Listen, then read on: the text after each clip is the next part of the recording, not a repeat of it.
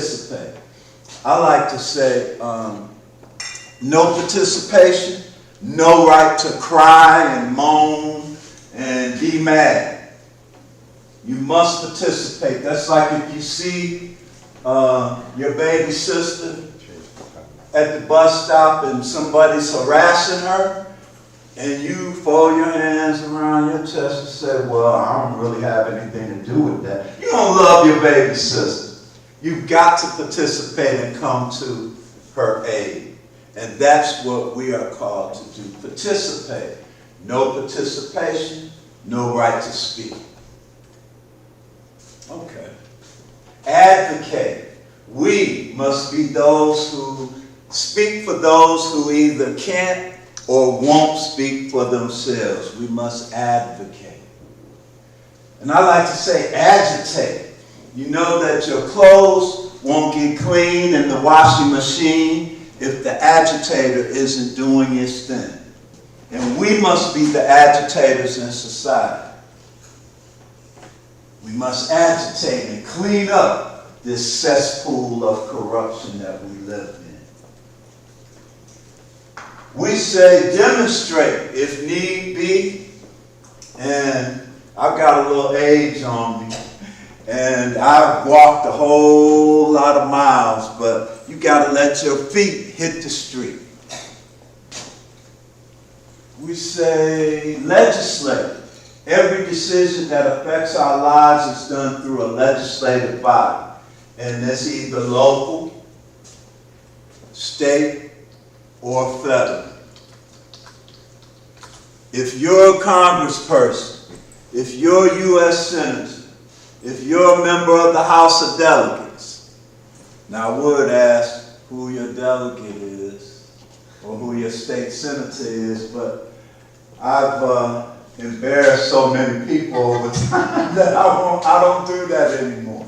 These people don't know, my peers don't know, especially when they live in the counties, and who their board of supervisors member is or city council person.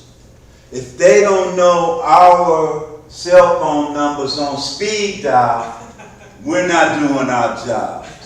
So legislate. And we say litigate. If need be, we can go to Judge Judy, Judge Mathis. We've got more judges now, and all those former President Trump appointed judges. But take them to court. And I like to call out Sister Harriet Tubman, the liberator. Harriet Tubman made over 16 missions of the Underground Railroad. And Harriet Tubman was no fool. While she believed in God and probably called on God more than anyone, but she carried a gun too. Because she had a price on her head and people were looking for her to kill her. But she came back and came back and came back and came back and kept coming back. She was in Philadelphia, free. But she recognized that her individual liberation was nothing without the liberation of the masses of humanity. So she set the example. She could have retired, but she came back and led the armies in the Civil War because the Africans knew the South. And so that gave the North the advantages. So Abraham Lincoln didn't liberate us. We fought and liberated ourselves. Boy, Abraham Lincoln said some really terrible things about African people. And when I say African people, I mean black, African American, or any of those designations. And so we've got to be like Sister Harriet and dedicate ourselves to the liberation of humanity. And so that's part of the mission of the Virginia Interfaith Center. I used to work for the Virginia State Conference NAACP for almost a quarter century. And we always worked with the Virginia Interfaith Center because we had similar legislative agendas. And so the pastor of Wesley Memorial, who used to serve on the board, but still is a big participator, said, Salim, I see a job that looks like it was written for you. And I said, really? Send it to me. And it was. And what I realized with Kim Bobo being the executive director, in 1985 or 6, I was working for the Richmond Peace Education Center and the Virginia Association to Abolish the Death Penalty. And they sent me to Chicago to the Midwest Academy to be trained in community organizing. And guess who my facilitator was? Kim Bobo. And I had that in my on my resume, and she said, when I saw you had Midwest Academy on your thing, I said, I knew I could work with you. Yeah, because she trained in community organizing. And so we've got a staff. I tell you, I walk around the General Assembly like this. Because we are such that the people who are members make us. Because what we do every day, we do the lobbying, go to the visit members, do all that. And when they go into session, we would go across the street to what used to be SunTrust, now it's Truist, yeah.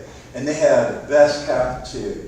And they have Wi-Fi access. So we go and get on our laptops. It's usually 3 or 4 of us. Plus we have volunteers who come every day. Not like they used to because of COVID, but this year we're expecting them to come back. We have teams of people who come.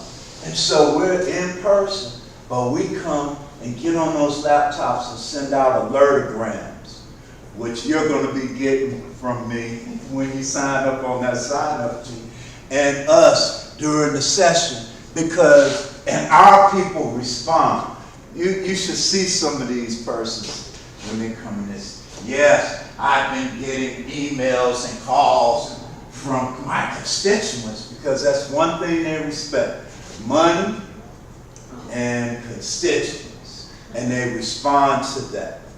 So, man, so it's easy. And every day, I hate to say this, but we, at the VICPP, we kill more trees probably than anybody else because we are constantly passing out fact sheets.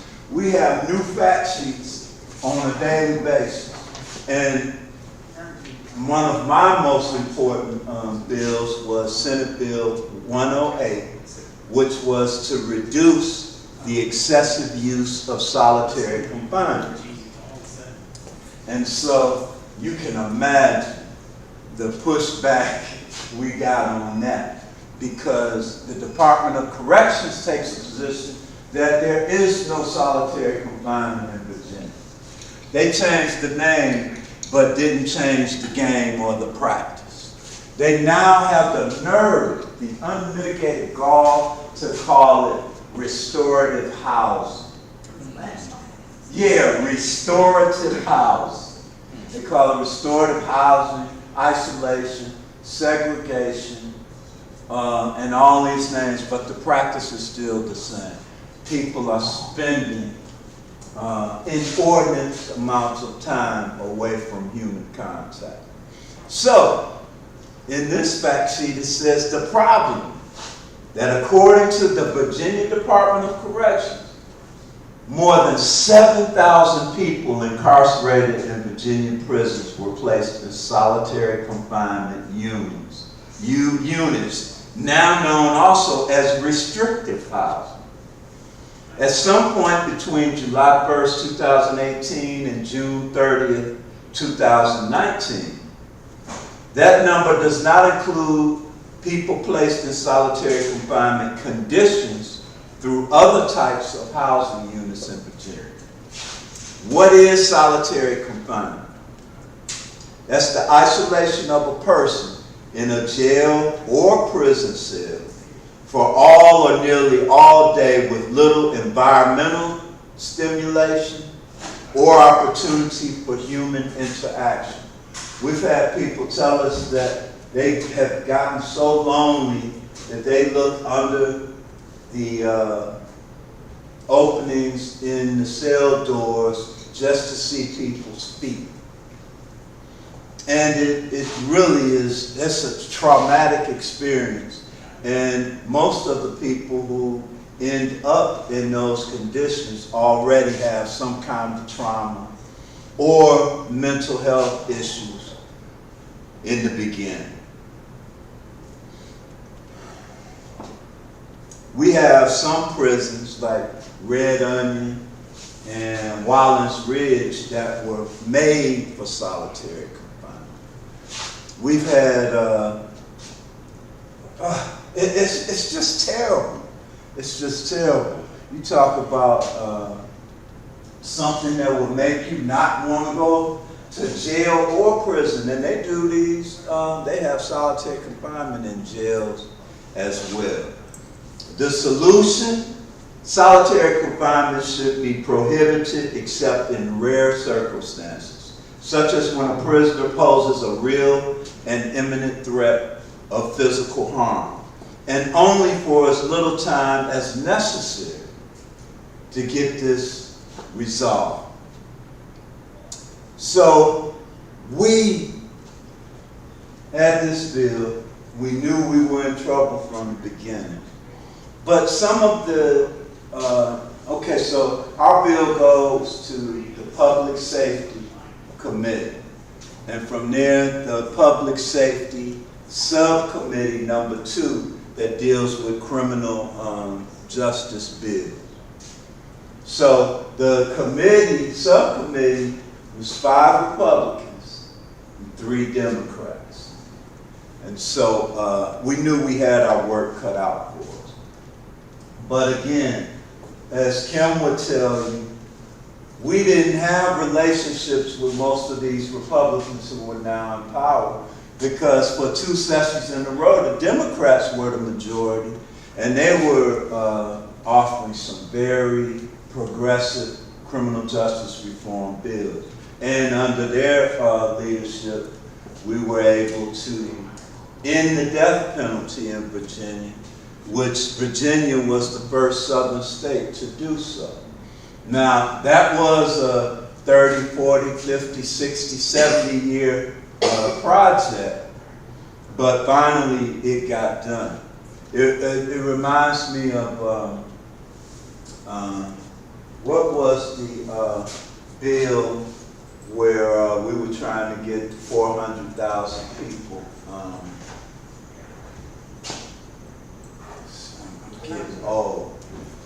what was it? Somebody know? The 400,000 people to get, be able to have health insurance and stuff like that. Oh, the expanded Medicare. Expanded Medicaid. Yes, expanding Medicaid. That was a long, long, long project. And we got a lot of Republican support for that. If not for the Republicans, it wouldn't have passed. So some of them deserve credit too. And that's because you have to work with them. Many people say, I don't want to work with them, I don't want to talk to them. They always vote against me. But let me share this with you. We spent most of our time, since they were the majority, working with Republicans. And, they were hard. Oh, no, I don't want to do that. And, one of the hardest things was, you could tell who the Republicans were and who were their supporters, and who the Democrats were and their supporters, because the Republicans did not wear masks during the entire General Assembly. It was the scariest thing in the world. And people were getting sick with COVID and would sit out those 2 or 3 days, and they would even, now no one asked me, But they would ask my colleagues, Kim Bobo and Sheila Hurley, they would say when we would go meet with them, well, I would prefer if you would take your mask off. But I guess I probably had a look in my eyes like, don't even think about it. Because I was not, and I wear a double mask. And in fact, Sheila, the first week of the General Assembly, got COVID, which scared the life out of me because we were hanging tough. But Kim and I didn't get it the entire time, thank God. And I went to the Speaker of the House, Todd Gilbert, had Bible study every Wednesday at 7 o'clock in his conference room. So Kim had gone the first week. And I said, well, I'm going to go. So we went, probably about 50 people, only 3 women. So it was real male. 3 women. And the governor came to all of them. And the lieutenant governor came. And they would not wear masks. And they were coughing and sneezing and hacking in the room. Lord, I was scared. I was hoping the Lord was in that room because it was a frightening ordeal. But what we did was we gave them all the attention in the world. We gave them all the fact sheets, all the information. Our people were calling. We were having constituents meetings that we would come in, but our constituents in that area would lead it. They were writing op-eds in newspapers and putting a lot of pressure. So every day, whatever the issue was, we would go in the cafeteria and send out alertograms, and by the next morning in those committee meetings and subcommittee meetings, they were talking about it. So then what we decided to do was to go and meet with all of them in their districts over the course of the spring and summer. So first we went to the chair of the Public Safety Subcommittee number 2, Amanda Back. And we met her in her office, and when we got there, and Kim came in, she ran and hugged her, and like they were old buds. And so I was like, uh-oh. And so we met with the constituents before we went to meet with them. And her constituents were, no, we're gonna beat her up in this meeting. Because she's never done anything we wanted her to do. So we were like, no, we're going in to get her on our side on this bill. So they agreed because, they were hot with her. And she smiled and laughed and showed a human side, because when they're in the General Assembly, and I think they're under so much pressure, trying to look at 3,000 and 4,000 bills that they didn't write and they don't read, their staff usually read. And it's so pressure-filled that they just have this look on their faces all the time. And she was like completely different. And she said, and don't tell anybody this, but she said, yeah, this is a nonpartisan issue. My faith drives me on this. And she had told us one time that her committee wants to do something, but they need the study to make sure they're not hurting anybody.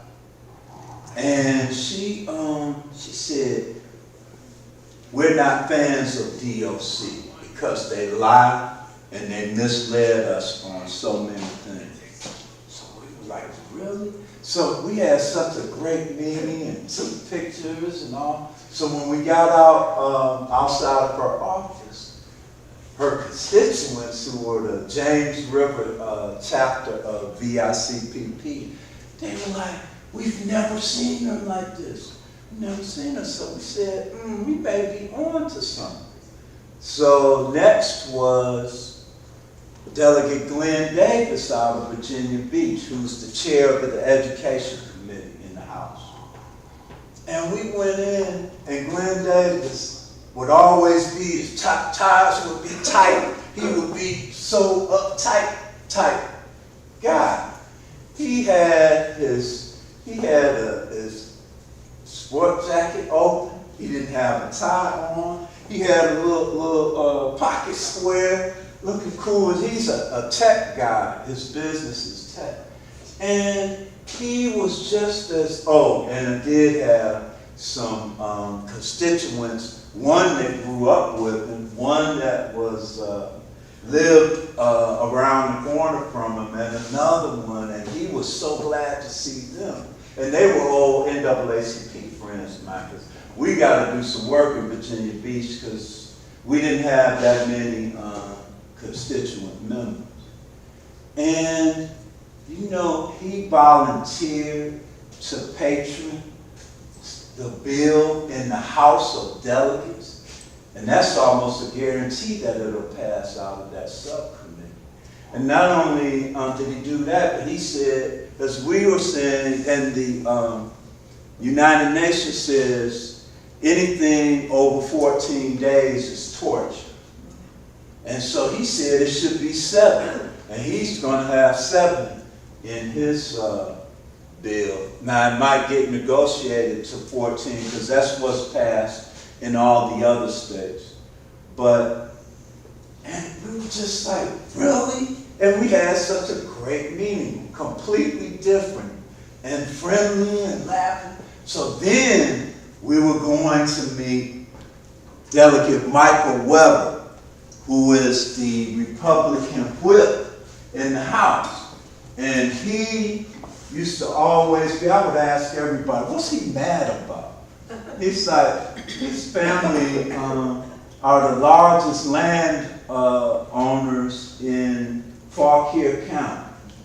Millionaire, multiple times over. And he walks around like this. Doesn't speak seriously. I wouldn't tell you a story. And so when we were growing up, and in his district, we had like 10 people. So when we told them we got 10 constituents come, they wanted to cancel the meeting. At first we were like, no, you don't have to pay for it. They're our members. We got them. And he wanted to meet at Longhorn, the kind of Western restaurant. So this guy who was always suited, he came in with sneakers, jeans, t-shirt, and tattoos all over his arms. And he was like, he wanted us to see him. And it was so contrary to how we saw him. And so during the meeting, and it was very friendly, one of the things I asked him, I was like, you gritting at the thing all the time, you look completely different, right? He said, well, see, as the whip, I have to make sure people are where they are and that they vote the way they're supposed to vote. And if they aren't, I have to go get them. That's part of my responsibility, so I try to look tough. So that was what he said. But something that really affected him, because some of our constituents there were preachers and participate in trying to save young people. And somebody started talking about mental health. And Delegate Weber admitted that he has a son that has mental health issues. And with all of his resources, he couldn't get treatment and the medicines to put his son in a place where he could succeed. And he said he was doing much better now, but he even told us stories. He said that his son had the whole administration of the school running after him one day, and he said it was so painful, because he couldn't help his son get right. And we know that mental health is a big piece of that. And he shared a humane side of him that most people had never seen. And to come dressed like that, I couldn't believe it. I couldn't believe it. Okay, so that's 3 of the 5, and they all agreed solitary confinement is wrong, They don't like DOC, and they're going to support, especially if Delegate Davis is the sponsor in the House. So then we took the trip to Southwest Virginia, and we met with Jason Ballard, Delegate Jason Ballard, who was a freshman, and we met at his office at like 9 in the morning. He has this chief of staff named Dr. Judith Light. And she told me, I had tried to get a meeting 2 different times in May and June, and she said, he's so busy and he's so tired. And so when we told him we had met with the other 3 colleagues, we got a meeting just like that. So we go there, and we had to drive from Blacksburg to where he is, which was 2 or 3 hours. And we had a colleague we had to drop off somewhere else who was doing maternal health issues. And we had constituents. And he shared that he's still in the reserves. And he's trying to get that colonel designation. And he said that one of his responsibilities when he was in Afghanistan and Iraq was to check how the detainees' conditions were, and were they humane, and did they follow federal law. And we were like, really? You did that? So you should really be amenable to let's get rid of this solitary confinement or vastly reduce it. Because if we said get rid of it, we would have such a fight on our hands. So that's why we said reduce the excessive use tactically. Because the main goal is to get rid of it. And so he said, I support the legislation, and especially if my colleague, Glenn Davis, is going to be the patron.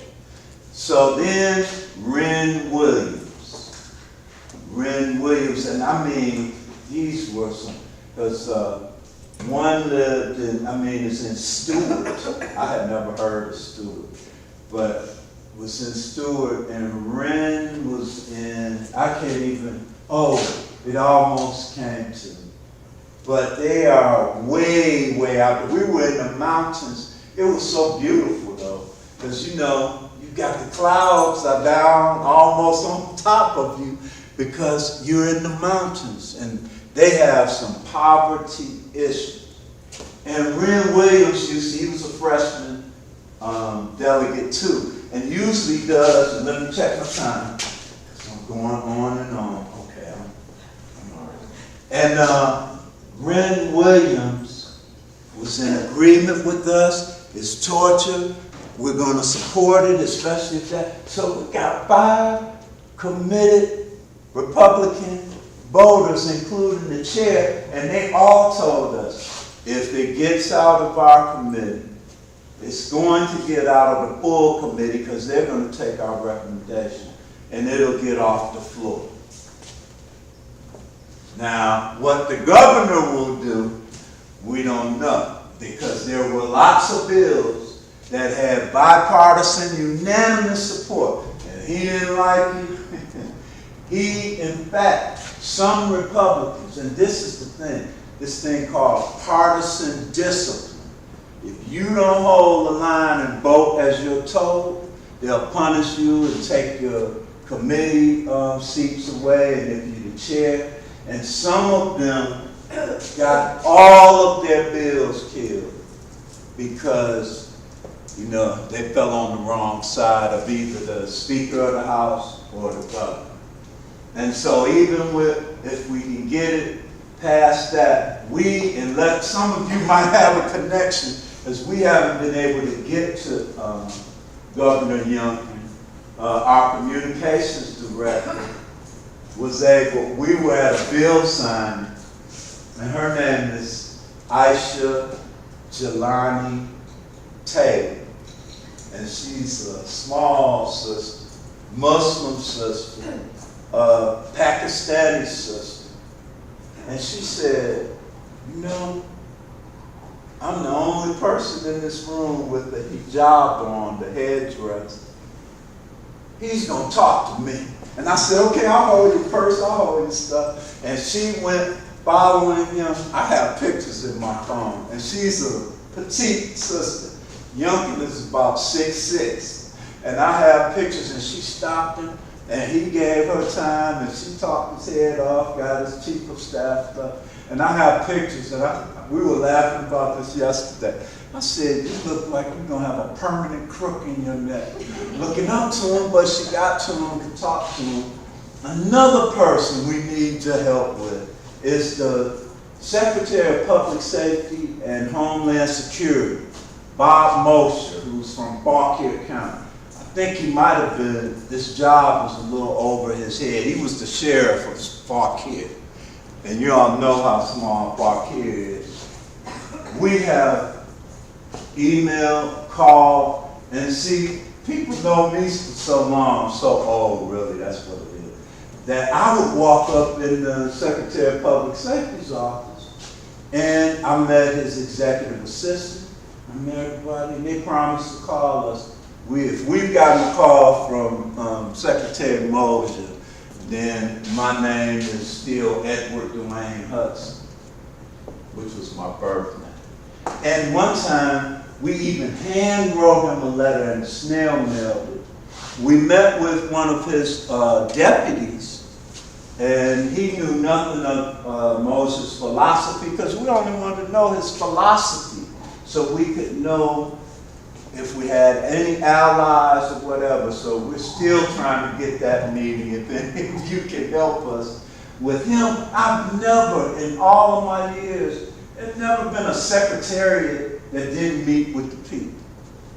And it's not like we're the radical, well, I used to be, but the radical, some radical group that's going to beat you up. We only want to know. And he promised us the first day he was there, he spoke to the House of Delegates, and afterwards, everybody was all on him because, you know, we wanted to know, what's your philosophy?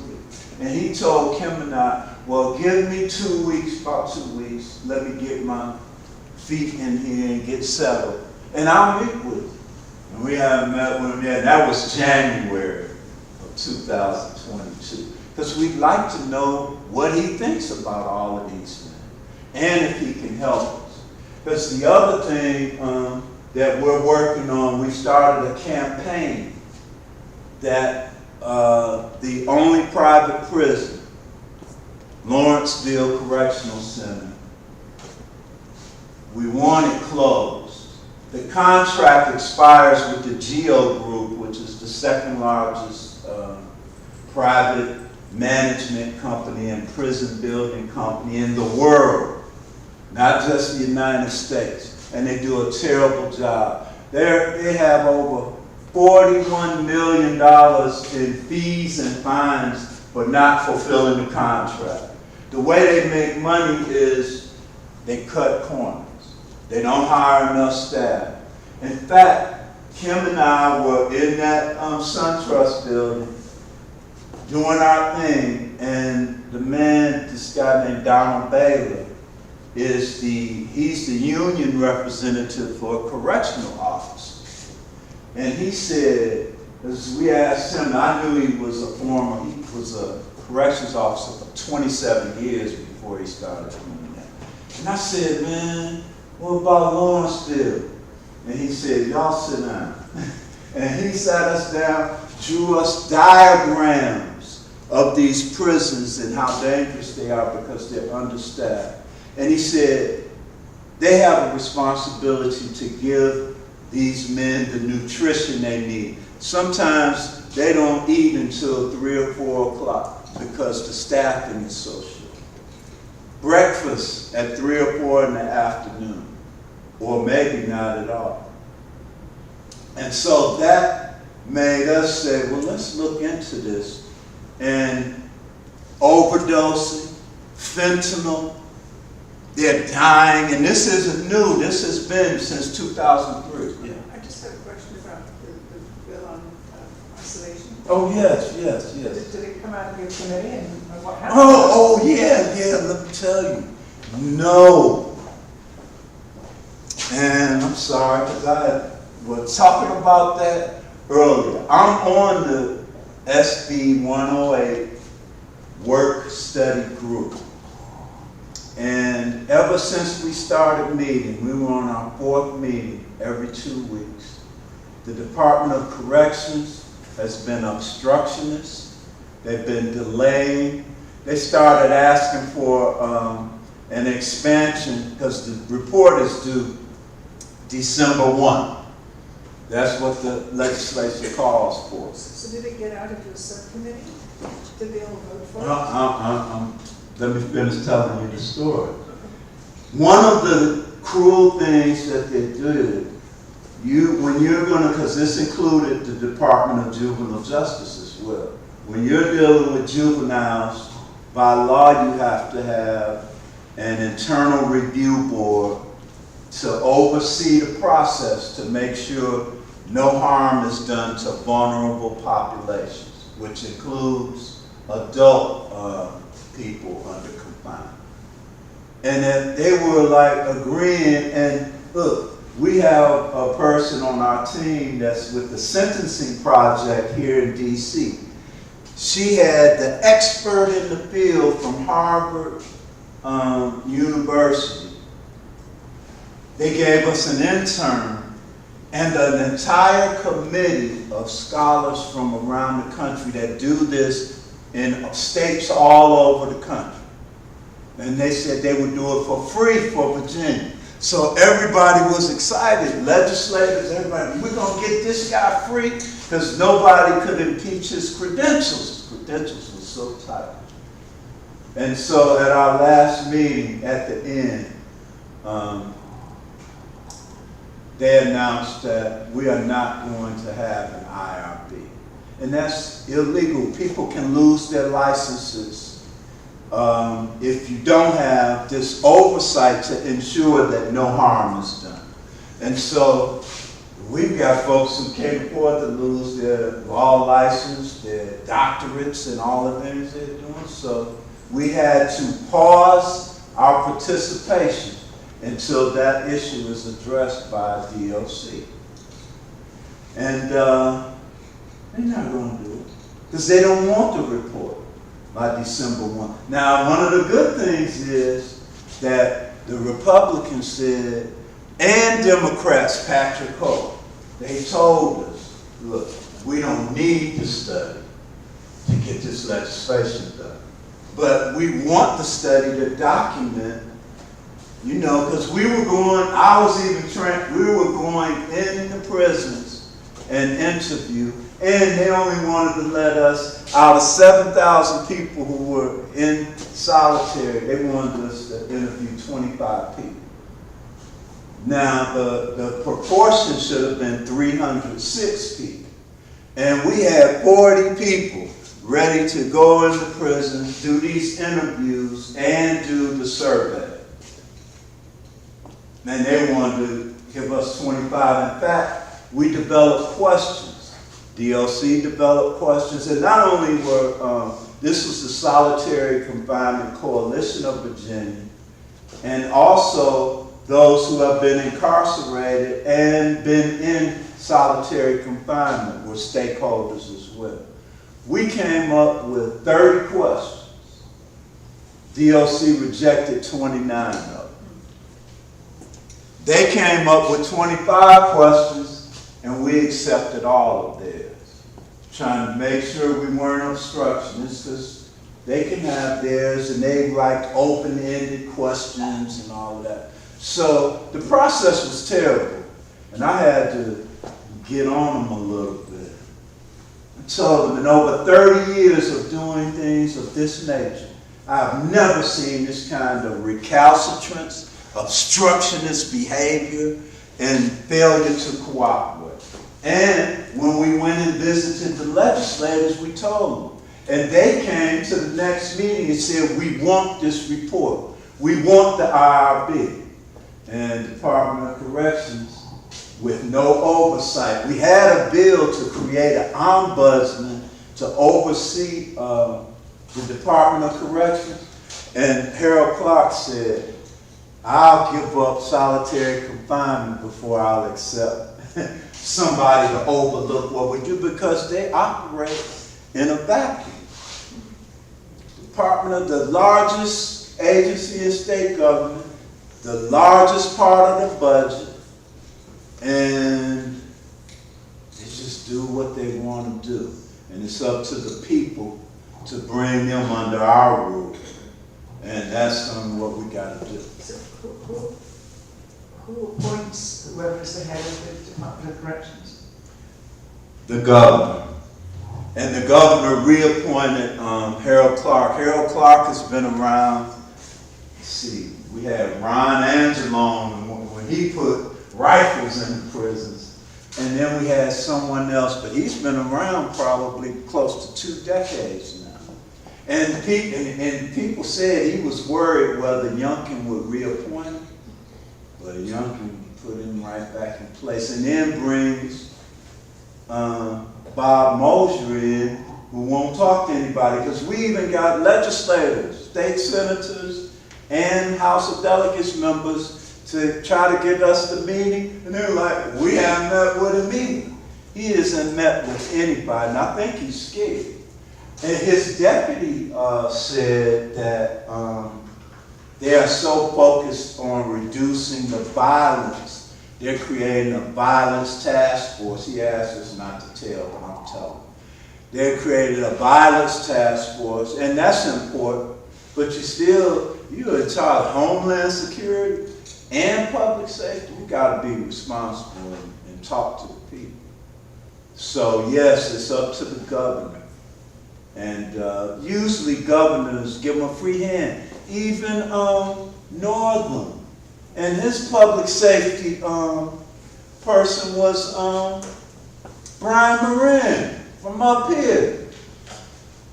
And I used to like Brian Moran. We met with him at SunTrust. We invited everybody to come meet with us at SunTrust. And he had more reactionary things to say. And they were so scared because public safety is under a lot of pressure. They've got parole, they've got all of those things on them. But, and he was someone he supported. Solitary confinement. Okay. We were nice, we were cordial, we were interfaith. But I was really disappointed because he used to be good. He used to be, in fact, I wanted him to be the governor. I always thought he was going to be the governor. I used to call him governor because he was the majority leader. And he got him in. He didn't have enough press on him. We should have had more press on him. But yeah, so yeah, those are going to be, and see, the contract was signed by, for Lawrenceville by DOC. So to try to get some legislation, we're going to try to get Harold Clark to not renew the contract, which expires July 31st, 2023, and for them to transfer management to DOC. They're not going to want to do that because they say that's going to increase costs by $9.3 million. But how many lives lost can we say? Because they don't even search people who volunteer. And we've got connections to correctional guard. The correctional officers are bringing it in there. They call Lawrenceville the Verizon Center because there's so many cell phones in there. And when officers get the cell phones, they make you pay rents. There are people paying extortion. We got an 80-year-old grandmother that's paid about $10,000 to gangs to protect her grandson. And when they said, well, give us $10,000, she said, I don't have $10,000. They got in his cell, beat him up, broke his eye socket, had to stitch his eyelid back on, and broke his jaw. He had to be flown by helicopter to UNC hospital. And so We had, I told you not to give me that cough. That coffee. No, looking at the time, and I want to see if other people might want to ask. Yeah, any questions? And this was the correctional officer that you were just talking about. No, I'm just saying, this was the correctional officer that you were just talking about, but who was injured? No, this is the incarcerated person. Yeah, it was his grandmother that was paying $1,800, $1,200, $30, $25. Then on Friday we got a call that said that it was a lady whose son had been in Augusta Correctional Center for 11 years, and they were paying ransom. They sent him to Lawrenceville, and see, there was an investigation of the gangs doing extortion. And when the investigator said that I have to talk to the gangs, they said, no, we don't want to do it. Because he was still in the same prison with the gang. How about he goes to Lawrenceville, and then they probably made the call on him. He didn't last 12 hours. He overdosed on fentanyl. And you know, somebody could put it on your skin, anything. He had a drug problem, which is why he had gone to prison, but he had been clean for 7 years. But he didn't last 12 hours in Lawrenceville. He overdosed. But his mother said when they got the body, he had scars on his face like he had been beaten as well. So I didn't know this extortion problem, but it is major at this place. They get fentanyl. In fact, what made us come out earlier was one day, and the guy on his cell phone sent me a screenshot of the fact that 8 people had overdosed. And he said 2 had died. So I went right to Harold Clark and his staff. Man, they told me I didn't know what I was talking about. And then it came out, the GEO group told 8 had overdosed. 1 had died that Saturday, even before it was out. They are dying. Then the next day, 3 overdosed, and they got Narcan to them. 3 more overdosed the next day. It was like that. Yes, ma'am. So what can we do to help in this effort moving forward? What we can do is sign up our sign-up sheet so we can keep you posted, not only with alertograms, with our weekly newsletter, and our weekly roundup of the things that we're working on. And we can help you set up the constituent events. I probably don't have to do that. Constituent meetings with our legislators, put pressure on them, and you can help us talk to Bob Mosier and Harold Clark and all of these things, because constituents matter. Constituents have power. And that's what, you know, the one thing that we have. When I was at the NAACP, and the Alexandria branch was always a real thorough branch, but we didn't have the participation that BICPP had. And we make it easy. All you have to do is hit one button. And if you don't know who your folks are, they'll say, hit this button to know who your House of Delegates member is based on your address and those things. Participation counts. So yeah, that's what we want to do. And take one of those brochures and it will tell you how to get involved. We got it all. And it's an easy read, easy read. So we got the brochures. And please just give us the name and email address and all that. Yes, ma'am. Can I ask one other question? Yes. Do you still have hope? Hmm? Do you still have hope for reform? And how does that, how does your faith impact your hope for reform? Well, I have hope because, like the legislators, my faith drives me. And I've got to have hope. You've got to believe. And I have young children. My children are 21 and 15, 6 years apart. And it can't continue. This is a frightening time. people at the Virginia General Assembly say some crazy stuff. We've got some Trumpites in there who, and this one freshman, I won't say his name, from the York, James City area. And he asked Kim and Sheila to take their masks off. He didn't ask me that. I said, I would have been nice, but I would have refused. And he told us, well, see, I've had it. We're like, really? And he took, what's this, the horse stuff that you take? That he and his aide.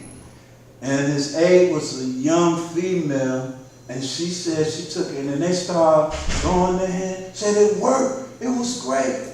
And really? And so, and he asked my colleagues to take their masks off. So, Miss Julie, I couldn't do it. I couldn't do it. I didn't take mine off. I'm scared. In fact, my sister right now has.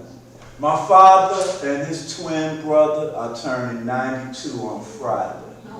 My father lives in Cleveland and my uncle lives in Birmingham. See, we migrated from Birmingham to Cleveland because they couldn't work there. So I was meant to be in this struggle. And I'm going to look forward to working with you all. I look forward to continuing to watch virtually because I have watched multiple programs here. Thank you all for your work and your participation because you all are very progressive here, and it was my pleasure to be here. We really appreciate you coming up and driving all the way up from Richmond. Yes, ma'am.